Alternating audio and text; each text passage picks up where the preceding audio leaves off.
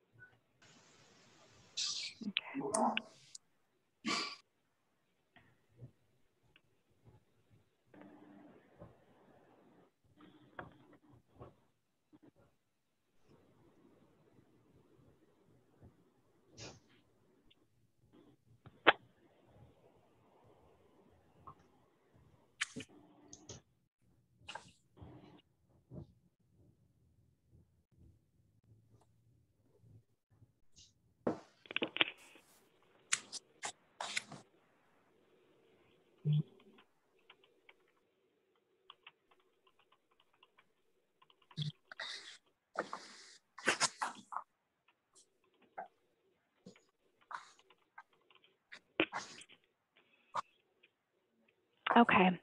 Good morning, everyone. We're going to go ahead and get started. It's 10:32, and like I said earlier, we have quite a bit to cover in the next hour. And so I'm going to jump right in. First off, can you all hear me well? Okay, great. I was told I have a robot voice if I use my webcam mic, so that's why I'm joining by phone. I am Elizabeth Alverson. I'm the Homeless Prevention Program Coordinator for the City of Greensboro with the Neighborhood Development Department. And joining me in this presentation is Miss Josie Williams. I'm going to turn it over to her if she'd like to introduce herself. Hi, everyone. Thank you all for joining. I am Josie Williams, the Executive Director for Greensboro Housing Coalition.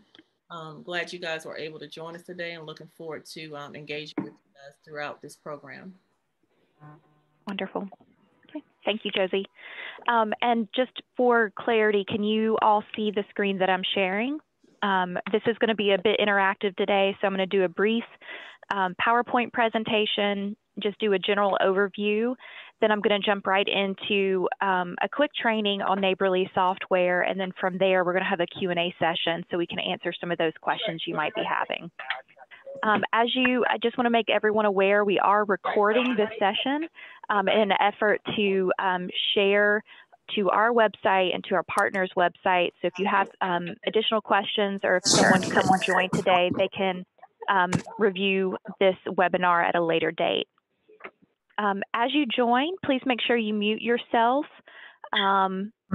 And then, like I said, once we get to the Q&A, you're welcome to unmute yourself and ask questions. So we're going to jump right in. Again, welcome this morning. This webinar is in an effort to provide education to our landlords and further that engagement as it relates to our Emergency Rental Assistance Program, or ERAP for short. What we're going to review today is just basically, like I said, an overview, but additionally, one second here, there we go. But additionally, we're going to talk about who our partners are and then some tips that you guys can do to assist the tenants who are applying for assistance. So just a quick update.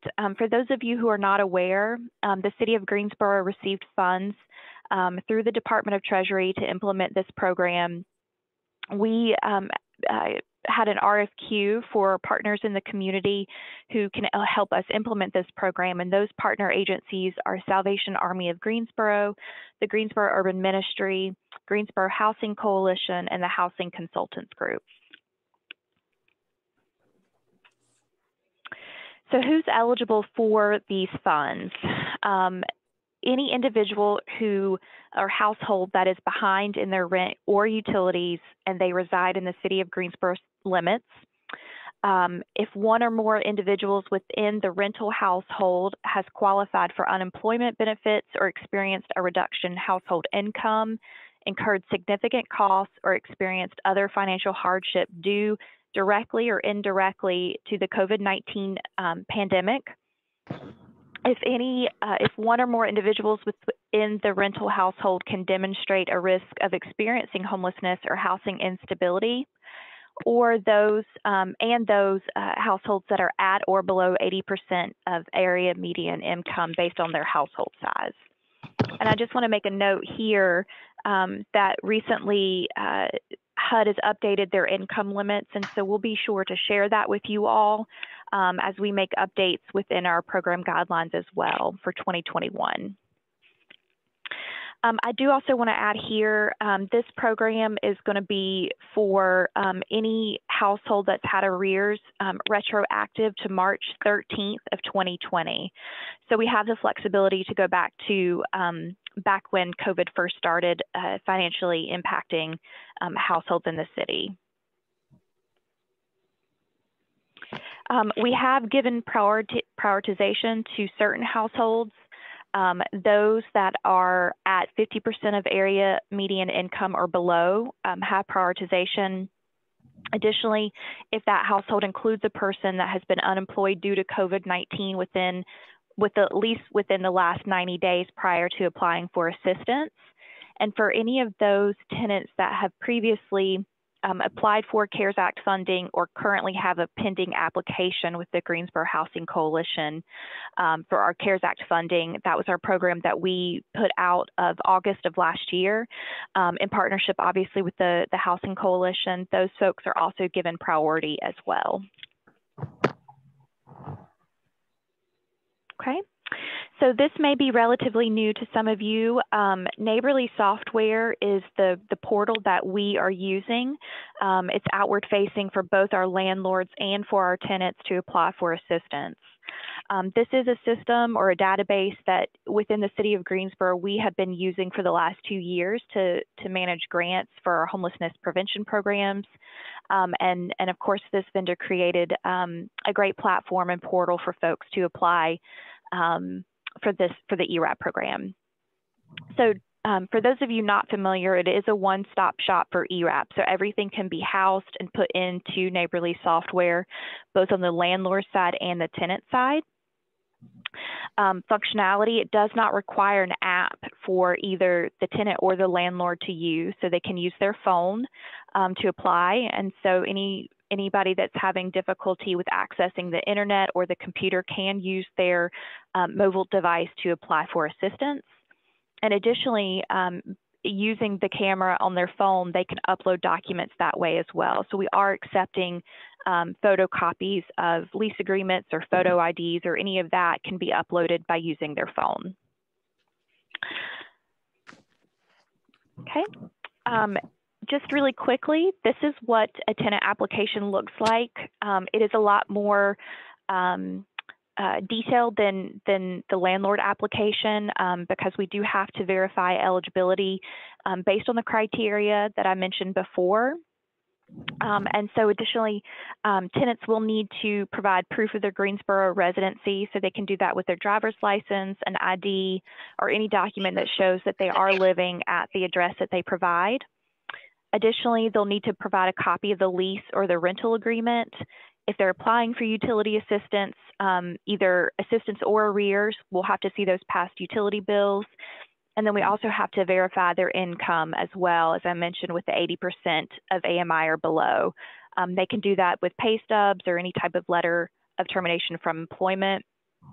Additionally, our partner agencies are working with these tenants to help gather that documentation if they don't have it. And so one flexibility with this particular program and with this funding, a client or a tenant can self-attest by providing a document stating how they have been financially impacted by COVID, whether it's direct or indirect. So that's one flexibility with this particular program. I do want to add that one way, and now that we've implemented this program now, we're at coming up on our 3rd week on Wednesday. We've learned quite a bit, and I'm sure Josie and others can speak to that. But one thing that I've noticed in processing applications is make sure that the tenant has your correct contact information. So that way we can make sure that as a partner agency or the staff that's working with that tenant can get with you and follow up with you in a timely fashion. And we'll go a little bit more into this later on, but if you are a company that has multiple tenants, it might be best practice to assign one particular staff member to assist with these particular applications and be a point of contact if you have multiple folks that you're applying for. So some other helpful hints or tips that we have learned since we started this process is obviously make sure you apply and sign up to participate through the online portal. The reason being is that on the back end, we can connect both the tenant and the landlord applications together. So we can, on the back end, connect those two applications, and then that way that the W-9 that you've supplied, we have it already and can go ahead and make that payment. So there's no delay in payment once we determine that household is eligible for assistance. Additionally, and some of you guys, if you're already using Neighborly software, have done a great job of this. If you have the documentation that's needed, make sure you provide a lease or a rental agreement. The rental ledger is especially important. So if we have folks or households that are several months behind in rent, if we can clearly see that rent amount, the late fees, and any other fees that are associated, we can see that clearly on the ledger. And then, of course, if you have provided or have an eviction or a late notice, we also prioritize those folks that do have an eviction that's already in process. Additionally, the late notice is also helpful for us, but really that rental ledger is especially helpful so we can determine any fees that have been associated and making our determination for rental assistance. We do ask that you give some consideration to waiving late fees and interest during the approved assistance period. We say that because, unfortunately, through the Department of Treasury, certain fees are ineligible, so that includes court fees or legal fees associated with the arrear. Unfortunately, the Treasury Department has not deemed that an eligible expense for reimbursement. We can do legally permissible late fees, so whatever's outlined in the lease as the late fee, that is an eligible reimbursement, but that has to be clearly outlined. But anything outside of that late fee that's provided in the lease, those are not going to be eligible for reimbursement. We also recommend and encourage landlords to refrain from initiating the eviction process or rescind the eviction process for that particular month, because the hope and the goal is to get folks who have been negatively impacted by the pandemic, get them back to a place of housing stability. So both a plus for the tenant, but also for our landlords to make sure that they can get reimbursed for those costs that they have not had over the last several months or even to a year. And then the last thing that's especially important is making sure that you provide your W-9 so we can ensure that you get your payment. We've had some issues trying to track down landlords or get in touch with certain landlords in order to pay them. And so that does help if we can get that up front, either through the tenant or through a landlord application. Having that up front will help delay or help to move the process forward much more quickly rather than delaying it. And again, you'll see this here in just a few minutes if you haven't done a landlord application on Neighborly software, but all of these documents that I've mentioned, the lease, the rental agreement, rental ledger, eviction or late notice, and your W-9 can all be uploaded into Neighborly software as well. Just some quick other information. Tenants do not have to have citizenship to qualify for the program, so that's not a requirement.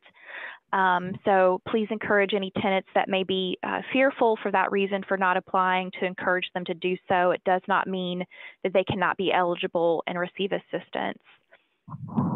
Through our funds, assistance goes directly to the landlord or to the utility company that the arrears are with. Eligible households can receive up to 12 months in emergency assistance. I want to make sure I'm clear here, though. This 12-month period includes arrears. So a household can be eligible for prospective rent. Again, if we can determine that they have the inability to pay, we can help support them in paying future rent. but it's a combined of arrears and future rent, which is that full 12-month period. Yeah. So if you could please mute your phone. Thank you. But again, that 12-month period is a combination of both whatever we cover in arrears and for future prospective rent.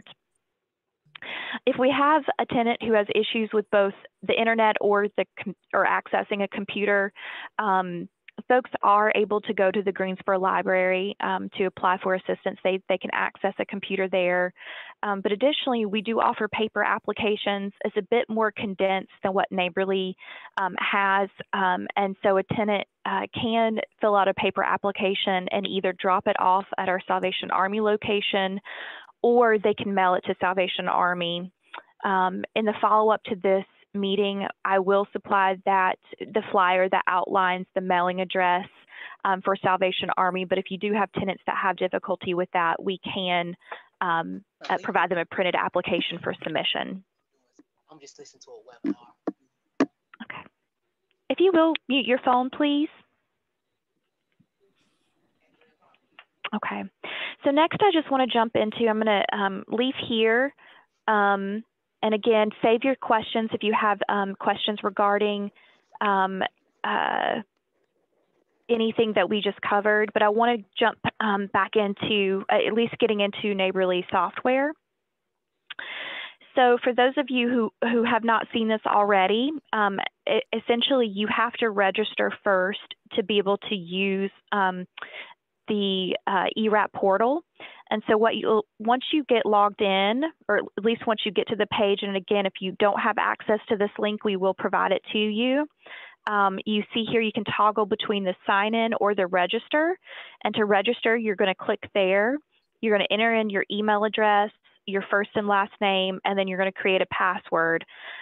Make sure to write down your password as well as your email address, because you can always, the intent is for you to be able to sign back in and to be able to track the progress of your tenant's application. Additionally, you'll see here, if you see this little A flip thing, you can select from different languages. So of course we have English, French, and Spanish, but we do have access to our language line for, excuse me. I just realized my screen is not shared. My apologies. Okay, there we go. So let me just back up just a minute. I'd mentioned the link to get in. This is what it looks like. Here's the sign in. And then for those of you who are not registered, you will click that register tab. You'll enter in your email address, your first and last name, and then of course your password. And this icon here is language selection. So if you speak French or Spanish, you can choose between those here. It does translate it fully for you. And so you can choose that. And then once you do that, you'll hit continue. It's from here that you're going to get a link through the email that has been provided, and to fulfill or to complete that registration process, you'll need to check your email just to finish that out. But once you're registered, you're going to sign in, and I'm just going to sign in for everyone here. And this is what it will look like for you as a new user. And what you're going to do as a landlord is, of course, you have the start new application process. So here's both the tenant, and then down here, you're going to click here to start a new application. I'm going to stop right here because I think it's very important for those of you who have already started a Neighborly software application or who are going to start new ones. Please make sure that you enter in the company's name or your name, the landlord's name, and not the tenant. There's a lot of confusion, and I have to go back in on the back end and update that information. So anyone that's on the phone that may have seen changes to a particular application, it's because when you apply, it either needs to be your name or the property's name that you list as the application name. I'm going to just do a test here. I didn't spell my name right. Let me do this. Okay, and we're going to click Start New Application. And again, that previous slide that I showed you that was a lot lengthier. Yes, the tenant has to provide a lot more information than the landlord does. So in theory, this shouldn't take it too long for you all to fill out. Just a quick reminder here, as you progress through this, you can click to continue through. We want to make sure that you review the program overview, and as you go through, you can save your information.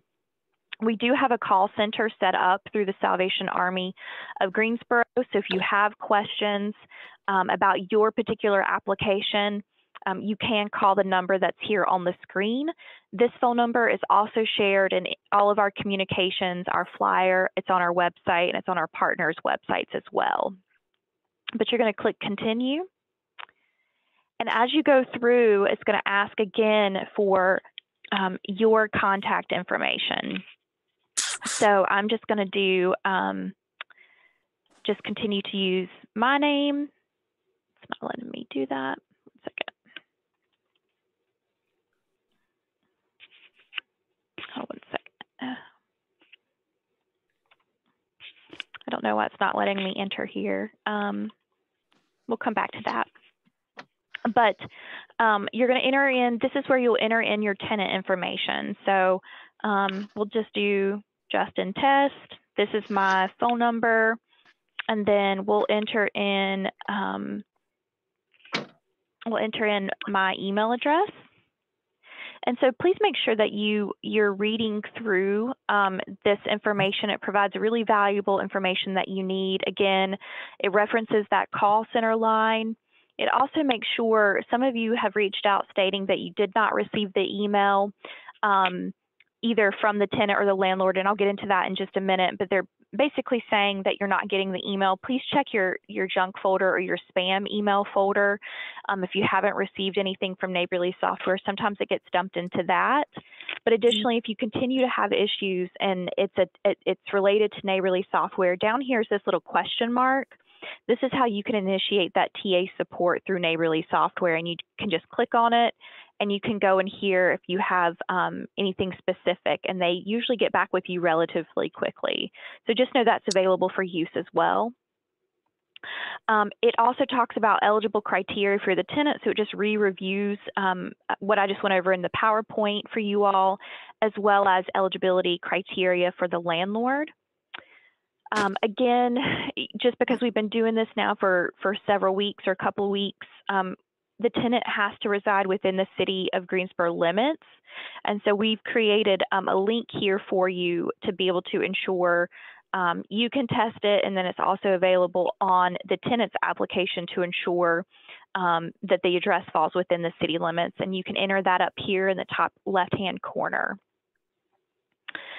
And once you've done that, you can either save what you've, so one positive thing about this is if you don't have all the information that you need right away, you can save it and you can come back and re-enter the information or update that information or pick up where you left off if you need to resume. Or you can hit complete and continue. And this is where you're going to provide your contact information. So I'm just going to enter in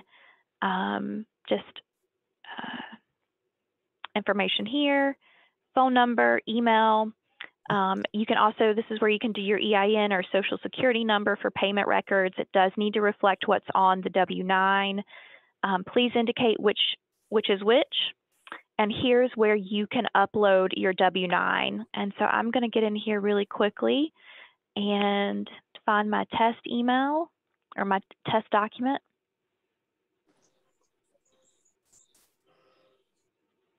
Let's see here. Okay. So you can just upload any documents in here, and then also include your preferred mailing address. So as we cut checks and our partner agencies cut checks, we need to make sure we have accurate mailing address info for you to get the check. So I'm just going to continue to enter this in here.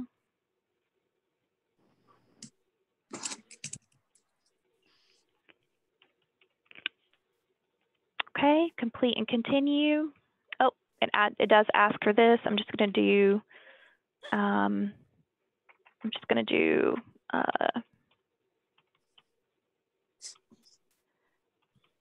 okay.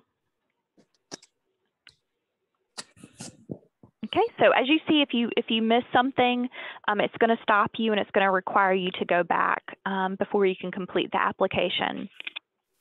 So this section here is also really important because several of you have made applications separately for separate tenants.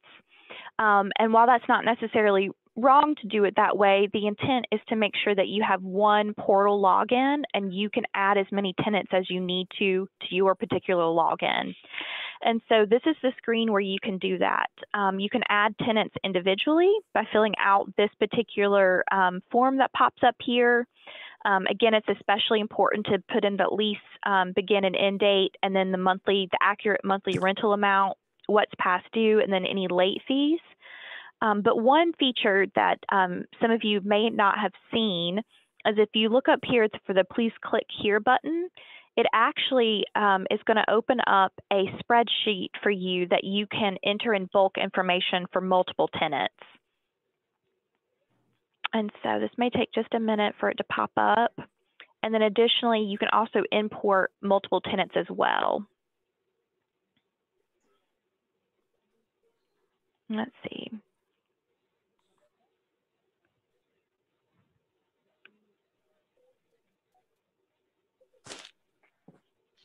Sometimes it takes just a second for mine to pull up. 1 second. There we go. So it's going to pop up this screen here, and you can enable editing, and then you can enter all of your tenant information in this particular sheet. So if you have more than one tenant that you're applying for, please, this is the quickest, easiest method for you all to upload multiple tenants at one time. And so, of course, you'll need first name, last name, email, phone number, their address, and rent, lease, begin and end date, the past rent, and the fees that are associated with this particular tenant. But this is a quick and easy way for you to do multiple tenants at one time. Okay, so I'm just going to add one quick tenant here as a test. I'll do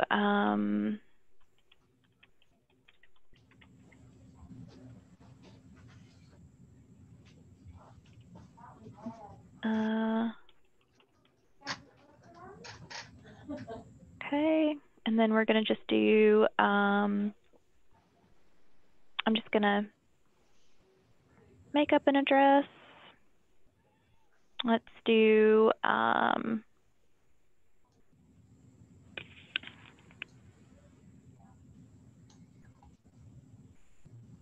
that's not what I wanted to do.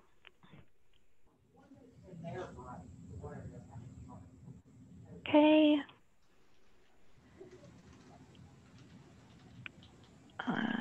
Okay, I'm just making up numbers again just to create a fake case. But this is how it's going to enter in. And then, of course, once this person is listed here, you can click here to upload any files associated with that person. So this is where you can do the lease agreement or your rental ledger. So you can go ahead and upload that. Let me just upload, I'm just going to do a test update or just a test document, so it puts it in there.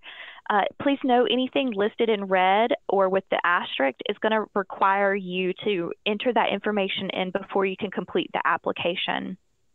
So we have our tenant in there.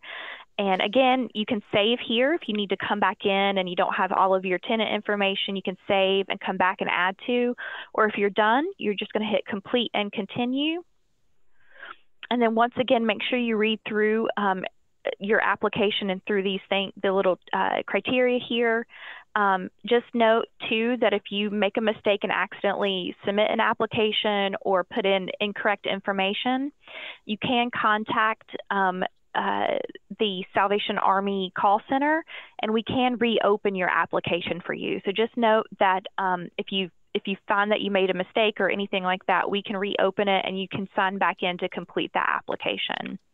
But again, just remember the terms and conditions, and you had to click through here, making sure, and then you can sign electronically. I'll just do this. And then you can do today's date and then complete and submit. And so that's how you submit an application. So I'm going to stop there, and I'm going to go ahead and open it up. Like I said, I'll toggle between screens if we need to keep resharing, but I want to leave the last half of our meeting for a Q&A session to ensure that we answer any questions you may have, or if you'll please mute your phone. Okay, there you go. So I'm going to open it up. I know that I've had some help from Caitlin to man some of the chat questions that might have popped up. But again, I will start here by answering any questions you may have.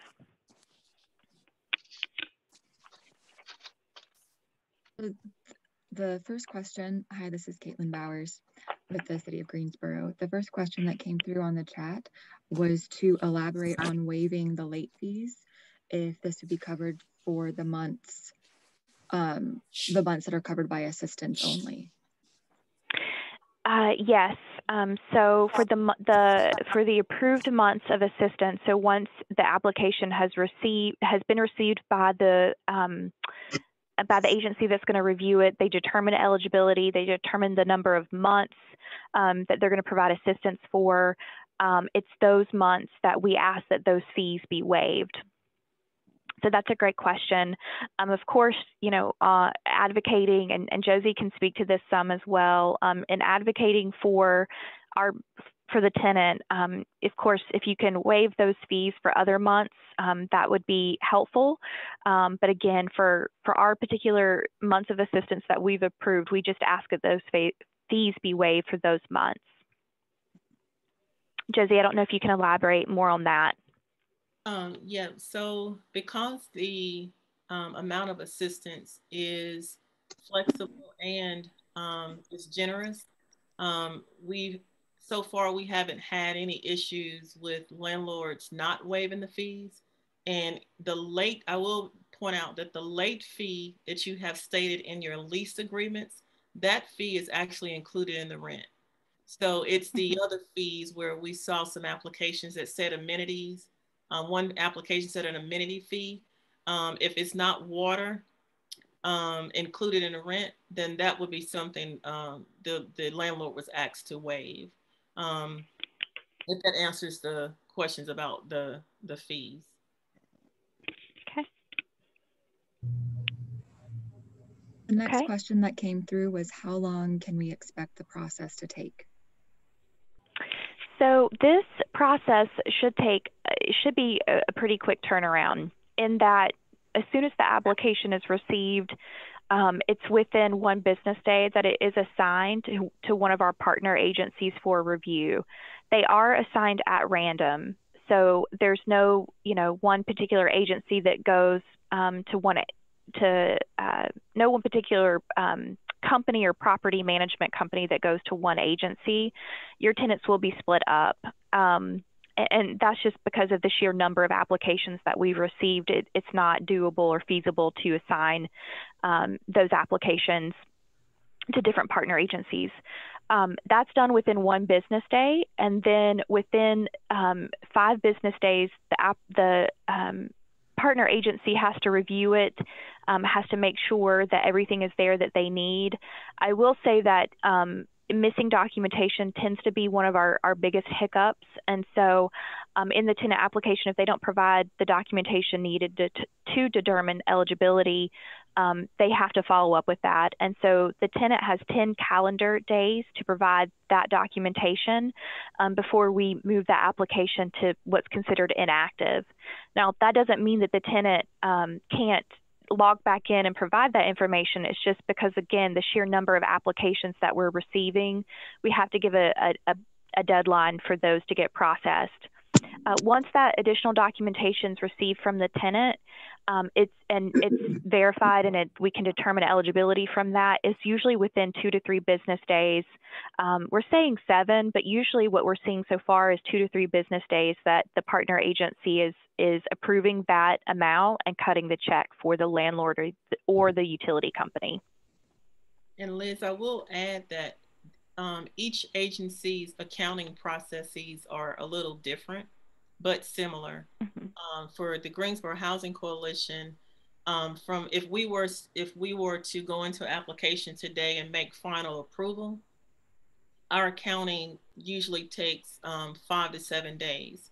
And it mm-hmm. depends on when that approval is done. If the approval is done, say like on Tuesday before 2 p.m., before accounting processes start for the week, then it will be processed the following Tuesday.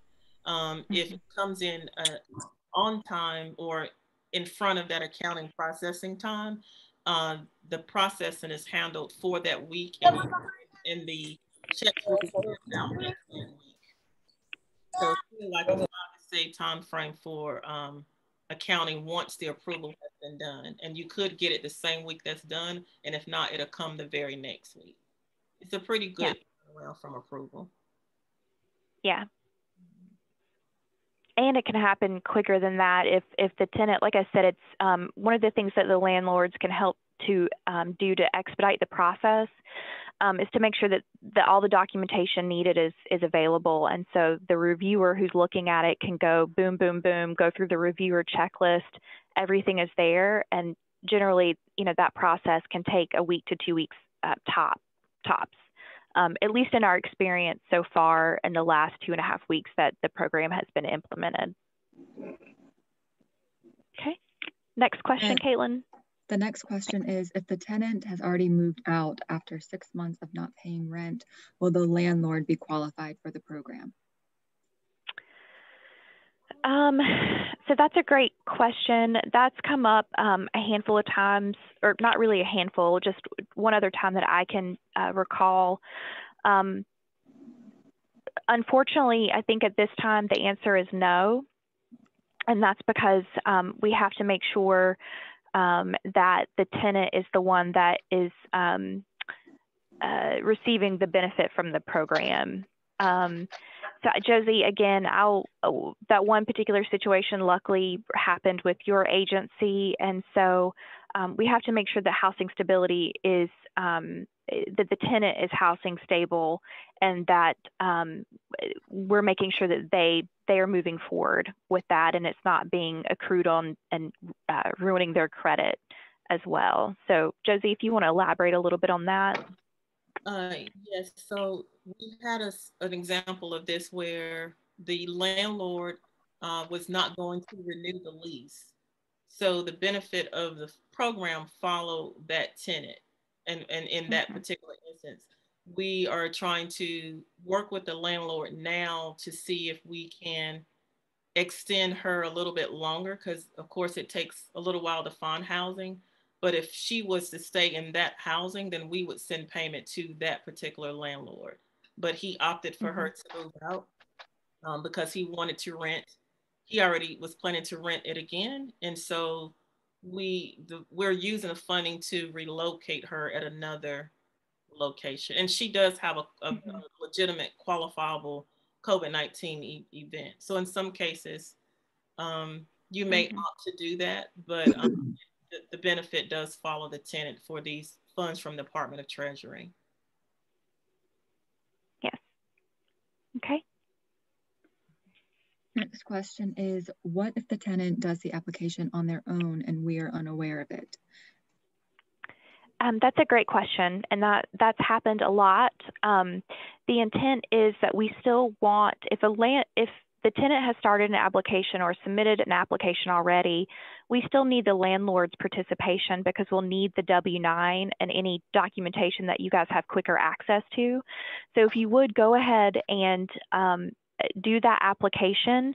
And like I mentioned earlier, we can connect you guys on the back end and connect those two applications. So we as administrators and as staff can do that and connect you that way. Additionally, if a tenant starts the application, and this is why it's imperative that they have the correct email address and phone number and contact information, is because we have the ability, the reviewer does, to email the landlord an invitation on behalf of the tenant. And so once we have that, it automatically generates for us. All we have to do is click send, and it's going to send a link to that landlord to be able to apply. So if the tenant hasn't done that, or we notice that the landlord has not applied, once we do that search, we can send that invite and you'll get that invite. And then the same can be said for if you start the landlord application, then you can send an invitation to your tenant to begin that email application. And that automatically connects the two. And so that's what's really important, is that it's a true tenant-landlord partnership, because we can go ahead and get those two cases connected automatically. Whereas if we have to go through the landlord application process or connecting on the back end, it takes a little bit more time. But like I said, we can connect those applications together at a later date. And I will add to that, Liz, we follow the good practice of, because that W-9 has to be associated, if your tenant applies and you are unaware, every time the reviewers go in, our practice is to look up the landlord to see if you had applied. And if you haven't applied, we automatically will send you, if we don't see it, we're going to send you a landlord invitation, even if the tenant did not do that when that person applied. So you should receive something to notify you that this is happening, so you'll get an invitation to go out there and take a look. Thank you. Okay. And the next question is, how or where do I note the month-to-month status on an application? In terms of the lease? Liz, can I speak to that real quick? I just had that. Yeah, absolutely. That's a... I just saw application actually yesterday that I was processing. The landlord put in the lease that if the client didn't renew the lease, it was automatically month to month. If I had not seen that in the lease agreement, what I would have done was reached out to the landlord and the client to let them know, even if they're not under a lease, but they are under month to month, have the landlord can write a letter stating that rental arrangement. We just have to have something to notify us that they are under an agreement. And with that, it has to be a current agreement. Some of the leases that we have seen are expired. They may have expired this past year, and maybe that documentation, the tenant may not have that readily available. So in that case, again, yesterday I was sending out notices asking for an updated lease agreement, because whether it's a rental arrangement of month to month, or we have to have current information. Yes. And that pops up quite a bit that we've seen already, and that's not an issue. We just have to verify that it's moved to a month-to-month lease. So it's not problematic at all. Okay, next question. The next question that came up may need some additional clarification. It was from Terry. Does this include any liability insurance? And I assume that to mean fees. Oh, go ahead. Well, no, and I was just going to say, no, it does not. So anything outside of cut and dry, the rental amount or the late fee that's outlined in the lease, any fees outside of that are not eligible for reimbursement. And that's per the Treasury guidelines as they implemented and developed the program. The next question is about missing documentation. Who is notified if there is missing documentation for the tenant? Will they notify the landlord and the resident, or just the resident? So first and foremost, they're going to notify the tenant because part of that review process is, again, we have automatic emails that we can generate based on the contact information that's provided by the tenant. We reach out to them first, but we do, again, to Josie's point, this is a truly, we really want to interact both with the landlord and the tenant. And so the reviewers will do their due diligence to reach out to the landlord if for whatever reason they're not getting it or the tenant's having an issue getting it. They will reach out to the landlord directly and request that documentation. So we're doing our best as partner agencies and with this program to ensure that we're meeting every need and going down every pathway that we can to ensure we get proper documentation. Okay. Thank you. And I think that this was already addressed to some level. The next question for clarity, should we remove any other fees that are not directly listed in the lease? You know, Josie, I'll defer to you. I would think that, you know, just to paint the picture, I see it's good and it's bad. I mean, yes, of course, if you remove it, that's great. It probably can help expedite that process. But again, it might also be helpful for the reviewer and the agency to see the full picture of what's going on. So I would recommend you can do either or, but I would defer to Josie since she's doing the direct service piece. I would say you can leave it. We don't want to put any more, I guess you could say, navigating the paperwork on you all. And so you're free to send the ledger and lease as it is, as long as it's current.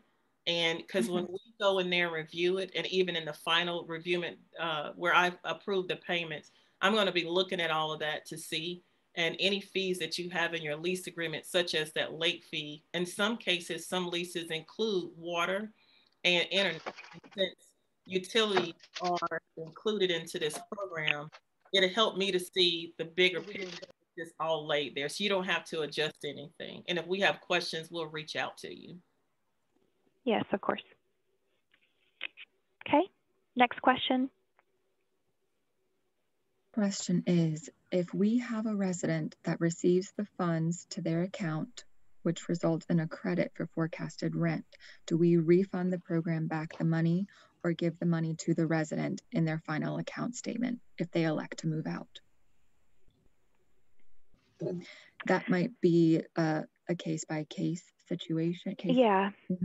Yeah, we've not experienced that yet, and our reviewers and our partner agencies are doing a really good job to ensure that, one, they look at the current lease, the current situation, in conversations, that anecdotal information from the landlord, that if we foresee that at some point they're going to move out, we'll try to do on a case-by-case basis, making sure that the prospective rent that's paid is not exceeding at least what we think is allowable in that situation.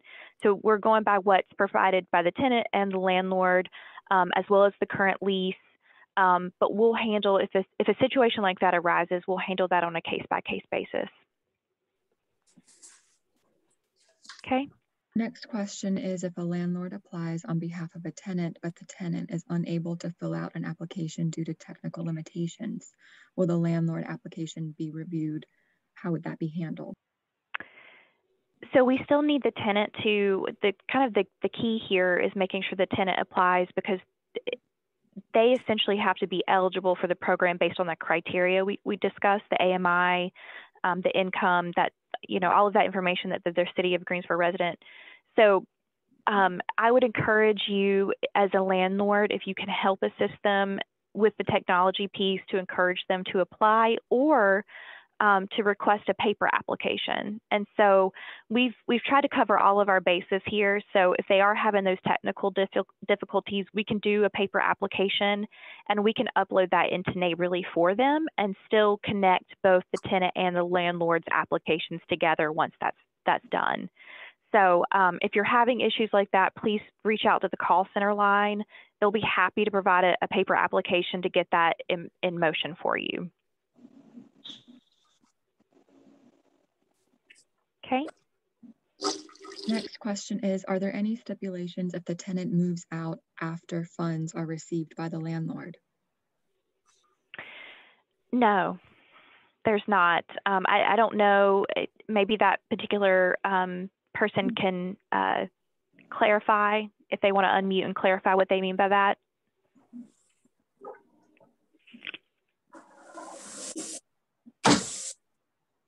if not, to my knowledge, without having additional information or clarity on that particular question, the answer is no. There's no stipulations. We know that we're coming up on a year now where leases are beginning to expire, and so we expect that that folks may not renew their lease or move forward. But what we're trying to do is, based on the information that's provided by the tenant and the landlord, is to truly make an accurate and appropriate decision as it relates to kind of the future of living there. So if based on the tenant and the landlord saying that this person's not going to continue forward, we'll still make our determination based on that information that's provided. But if a tenant moves from that unit and we've paid a prospective month of rent, there's no stipulations if they move out, during that particular month, if that month has already been paid for. But if you want to put in the chat specifically what you mean, I'll be happy to elaborate on that. Okay, Caitlin. The next question is, what about utilities that are paid by the landlord? Utility reimbursement to the landlord when utilities are paid by the landlord. That's considered a part of the rent, and so that can be reimbursed as part of the rental arrears or the prospective rent moving forward. And I will say, so it is, if that's the case, that has to be stated in your lease, because we will need record of that. So it needs to be shown in your current lease agreement that the utilities are paid by the landlord and documented on the rental ledger. Yes, of course. Thank you, Josie. Next question. If the landlord fills out the application, but the tenant does not cooperate, how is that handled? So unfortunately, in those instances, we can't force, so we've really actually seen this more so on the landlord side. We've had, I know, a unique situation where the landlord did not want to participate at all. And so, the same can be said for the tenant. We cannot force them to participate. What we can do is really try to encourage them that if there's some type of barrier or issue that's keeping them from applying or wanting to participate, can we support them in any way in ensuring that they get that done? So really, we're trying to remove those barriers or whatever that fear, that the anxiety is for them not wanting to participate. We're trying to help ensure them that this is the best route for them. But ultimately, at the end of the day, we can't force them to participate if they refuse. And the same can be said also for the landlord. We cannot force any participation on any of the folks on either end of the process. The next question is, can you cancel or adjust an application if the resident makes a payment between application and approval? What would the process look like? I do not recommend canceling your application. I would recommend you reaching out to the call center or and just having them reopen your application. You can make that adjustment, or if it's been assigned already, just as part of that landlord-tenant reviewer partnership, just alerting us of that, and we can make adjustments as necessary. But please do not cancel any application. We can make adjustments as needed as we move forward. Next question, if a household is awarded future monies, is that all paid at one time, or will it come in monthly payments? Josie, I will defer. I think that each agency is handling that differently, but I will say that we can pay that in one lump sum. I want to reiterate too, one thing that I neglected to say earlier is that for prospective rent, if we need to make that determination, we have to recertify the tenant's income every 3 months. So really that 3-month increment is important if we're going to pay future months of rent. And so we can do it in a lump sum, or if it's a case-by-case basis and really the reviewer, the agency says, we need to continue to see the inability to pay, we can go that route as well. Yes, so because the program allows us to pay arrears, current and up to 3 months in the future at the time of the initial processing of the application, what we've been doing is doing that in a lump sum. So if your if your tenant is, say, $5,000 behind, we are going to assess the arrears of that, look at where they are currently once those are cleared, and look to see what months we could pay forward. If it's within a certain limit that the system will allow us to approve, because Neighborly, it's designed so where it doesn't allow us to do more than what we can do within the guidelines of the program. So whatever we can do within those guidelines, that will be a lump sum. And then going forward, the tenant will get a notification basically saying, hey, it's time to recertify you. And if they are still within that 12-month of assistance qualifications, then we can recertify them if their conditions have not changed. And then that will be another certification for up to 3 months as needed. But we'll reassess that again at that time, but the tenant will get notified that it's time to recertify up to 12 months. And just as Liz pointed out, that includes the arrears. We have of course. Yep. There's one now, it's like 5 months, but that includes arrears. So technically they have the remaining of that 12 months during the recertification for us to assess. Okay. And if you guys don't mind, I mean, I'm happy, and Josie, or if you're okay with it, to go over a little bit to make sure we answer all the questions. So I know we're coming up close on time, but we'll try to get through as many as we can. And just to let you guys know, we also are developing an FAQs for landlords that we're going to share on our website, as well as on our partner agency websites. So any questions we may have missed might get covered in that FAQ, and we'll also, from the questions that have been asked, try to build our FAQs based on what we're hearing from our landlords. Okay, Caitlin? Yeah. As a follow-up to that last question, it's the payment. Will the payment specifically state what it's meant to cover for future assistance? Yes, it will. Next question, after funds are received and posted and after the funds expire, is there a time period where eviction cannot, I'm assuming cannot happen? The question wasn't finished. Sorry. Yeah.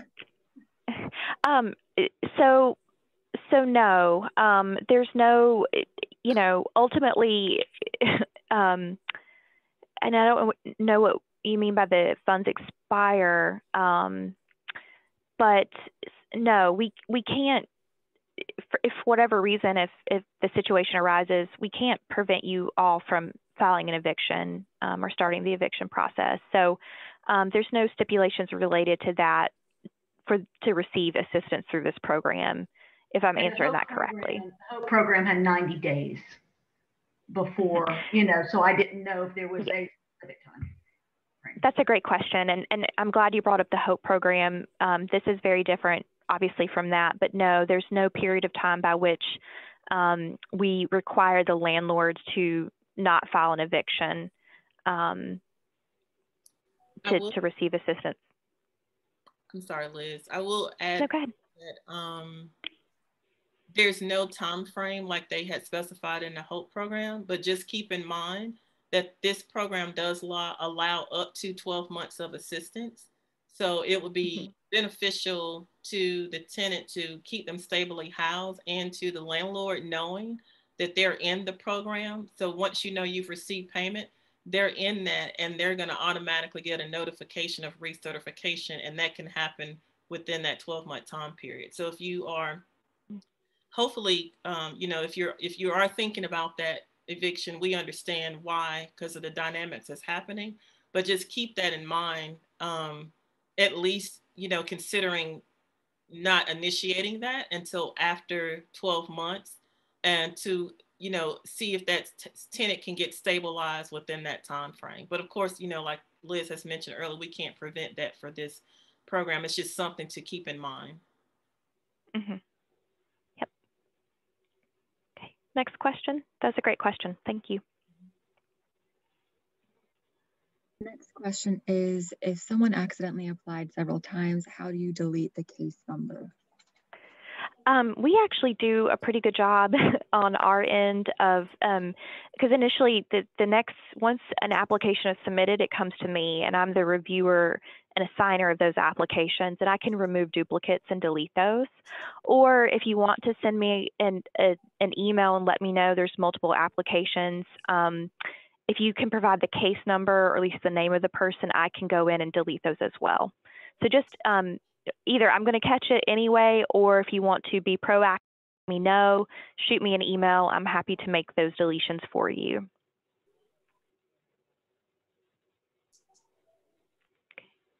Next question is, how many tenant applications have you received in total? Are applications still being accepted?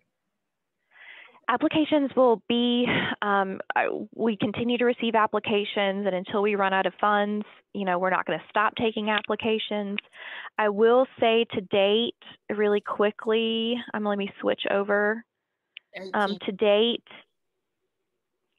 we have several that are still in progress that have not been fully submitted, but my best estimation based on what I'm seeing is we've received, of those submitted, 5, 6, 7, I'd say between 800 and 900 applications that have been submitted, with an additional 1,898 that are currently in progress, meaning someone started an application, they just haven't finished it and hit submit. And so those are for the tenant applications, but also remember too, I like to add the note that a lot of those there are some duplications in there. So to speak to that prior question, there are folks that have started applications or multiple applications for whatever reason. And so we are seeing some of that. So we don't really look at the number that are in progress. We really look at the number submitted. And we are, I would say, roughly, just without counting accurately, between 800 and 900. I think I answered that full question, Caitlin. Let me know if I missed any parts. Yeah, thank you. And next question, can you tell through the Neighborly portal which member agency is reviewing the application? You can, absolutely. So generally what happens is, and because of confidentiality, I can't actually share an example for you, but yes, you can see who has been assigned to work on that application. Additionally, we do try, and we're moving towards making sure that a particular landlord application is assigned an agency, but really that you should be able to see that through your Neighborly portal access per tenant, but also see the tenant's application status. So as we're reviewing those, we're changing those status updates to reflect where they are in the process, including where it is, we're processing the payment. So we're trying to be as transparent as possible to both the tenant and to the landlord as we move through this.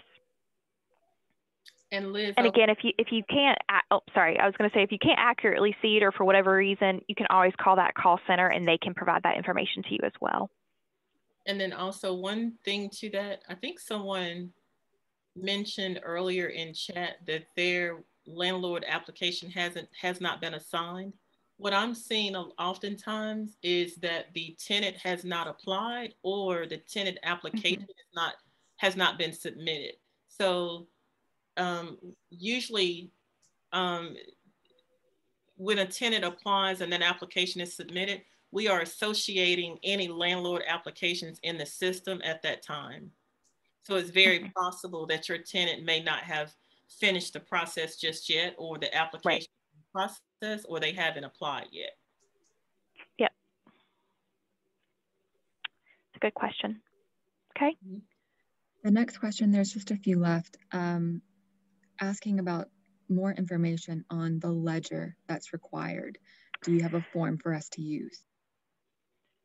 So I don't have a form. I mean, I'm happy to provide an example that we've seen in the past. You know, I can black out information, but really the ledger is just, you know, a way for us to show what's been paid, what hasn't been paid, and those the monthly rent and any fees associated with that. So it's just essentially an outline of the rent and any fees associated that's been paid or hasn't been paid. But for that particular person, I'm happy to provide an example of what one has looked like that has worked for us, or at least it works great for us in determining eligibility and how much assistance is provided. We have had an instance where we had a new landlord, Liz, like someone that was just now starting out renting properties. So they hadn't developed a system yet to, like an Excel sheet, you know, to do their ledger. Right. So what we advise them to do is, at least on a Word document or letter type form, is to illustrate on that form through specific line items the rent that's due, when it's due, late fee, and do that for every month that the tenant has been renting from that, and include any fees and all that. And they did that in a Word document for us. So it's still a ledger. They just had an Excel spreadsheet. Yes. Thank you. See, we're willing to work with you guys to make sure we get everything documented, or at least get what we need. There's 2 questions left. Okay. Are e-signatures accepted on W-9s? Yes. Yes. And what I think is the last question in the chat, would we be able to log in later in the Neighborly portal to see if the tenant is recertifying? That's a great question. And so yes, in theory, yes, because at that recertification, as that process is happening, the reviewer and the agency is updating that status of that particular applicant and where they are. So yes, you should be able to see that, but whether or not they are providing documentation or anything like that, you will not be able to see that, no. So yes, you'll be able to see it, but we really won't know until we get to that point and start processing those. We may not have the best answer for you at this time, but yes, updating the status is key to this process to ensure transparency. And so that reviewer with that particular agency should update that status to alert you that it's in that particular, that's where it's at in the process. Liz, Mary Owens, I'm just looking at my chat where a couple of people have sent me direct messages, and Mary's hand is raised. But I'm sorry, Mary Owens, I see you. Yeah, I think sorry. Yep. I answered the question earlier, but the question was, when I was on the site trying to attach documents, it refused the lease and income and ledger attachments. I tried multiple formats. Is there a preference or alternative way to submit? I did find out just yesterday, if you try to submit multiple documents when you add a file, it doesn't like that. Yeah. Working with a landlord. And so you have to do each one individually by clicking on adding a file. I don't know if that will help, but that's what I noticed. Okay, yes, it's Mary. Yeah, that did help because I was scanning the whole bundle and then I just did it individually, but it was like a JPEG, so I wasn't sure. Oh, okay. Thank you. Okay. You're welcome. Yeah, and I would recommend a PDF if you can, rather than the JPEG or another format. But Mary or others that may have difficulty with that, your best direct answer to that, or if you have an issue with that, is to reach out to the help desk. They're they're available. They're not available 24 hours. I think they're available, I think it's, maybe 8 a.m. to 7 p.m. each day. But I can provide that as well as part of the FAQ, so you know when they're available and when they can get back to you regarding your question. Okay, that's so helpful. And I just have one more question. When the tenants, if I have multiple properties and I have I'm initiating the assistance for my tenant. You broke up a little bit.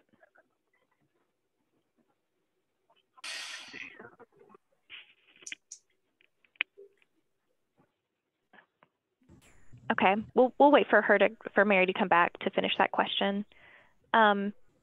Any final questions? I'm seeing last 2 questions here. Deborah asked, how often does a tenant have to recertify? So every 3 months, they have to recertify their income. And then Kim asked, what if a tenant doesn't have an email and form is requiring email for tenant?